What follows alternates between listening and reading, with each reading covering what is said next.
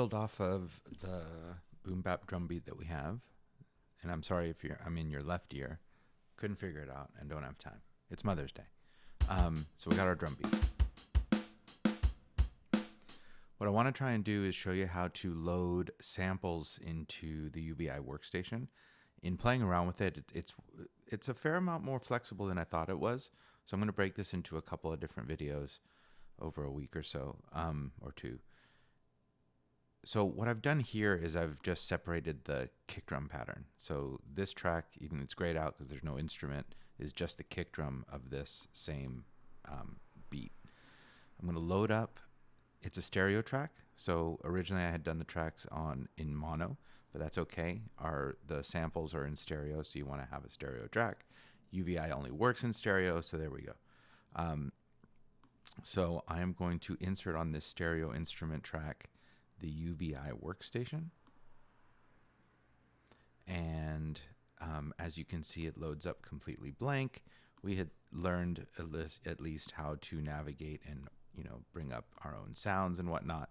But this is not our own sounds, the sounds of the Plug Sound Avid Edition bank. What I'm going to show you is completely different. So we're going to leave this blank space here, and I'm going to give you some one-shot samples, which are basically wave files of individual drum hits, kick, snares, hi-hats, everything. And I'm just going to grab the first kick for the sake of the demonstration. So you can see it's a dot wave. It says F sharp. Ignore all that. And I'm just going to drag this into this blank area. You see the waveform. If I hit C3, that is the kick drum at pitch, meaning if you were to just play that wave file or bring the wave file into Pro Tools, it would sound just like that. I can play it lower or higher.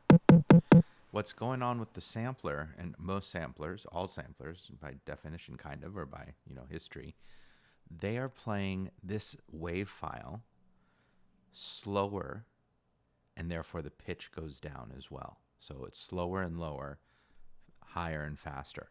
But C3 is the sample at pitch. So if I just play this kick drum now, it's playing, I think I moved it to C3 in preparation for this. I did. All right, so even it's the same pattern. We could listen to both of them. Okay, it's a pretty decent little kick sample. Now, what else can I put in a sampler or this workstation? And just for fun, I went and found, I forget what I went and found, but it's an acapella. Or it was. I'm just going to take the fifth piece of it. And I drop it in here, or I don't. What happened? Interesting. I bet it is the wrong. Interesting. How come these worked and this one doesn't? That didn't work either. What's going on? All right, let's see if I can load up a different version of this.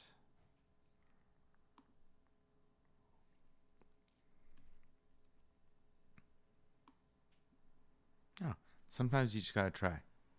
There you go, some troubleshooting. All right, let's get rid of this because it's not going to be as fun as I had hoped. But it is basically what I had hoped it would be, which was the sample that I put in there. There we go. I'm going to delete that. Let's bring in a different one. Go back to main. Oops.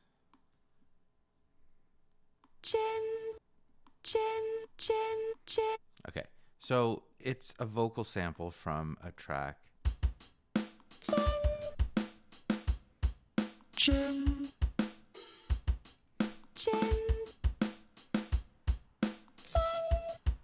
So you could play around with that, if it was a longer sample, it'd probably make more sense. But there you have it. Loading up. What happened to my kick drum? There it is. drum sample, and in this case, a little vocal sample. We're going to take this a bit further as we go, loading up multiple samples into one instance of the UVI workstation. But what I'd like for you to do is go ahead and load up at least one drum sample. Let me hear that.